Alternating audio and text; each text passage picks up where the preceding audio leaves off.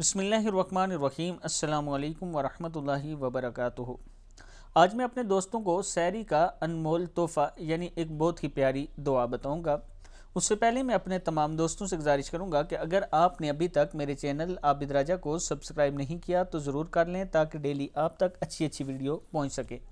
تو سٹارٹ کرتے ہیں آج کا لیسن۔ بسم اللہ الرحمن الرحیم۔ سحری کا انمول تحفہ۔ لا الہ الا اللہ الحی القیوم۔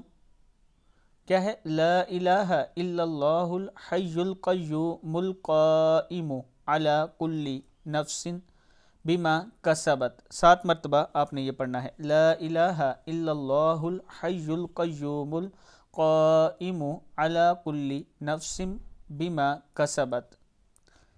جو شخص اس دعا کو وقت سحر 7 مرتبہ پڑھے گا اس کو ہر ستارے کے بدلے میں 1000 نیکیاں ملیں گے اور اس کے 1000 گناہ معاف کر دیے جائیں گے اور اتنے ہی درجے بلند کیے جائیں گے۔ اس دعا کو یاد کر لیں اور ہر روز پڑھا کریں۔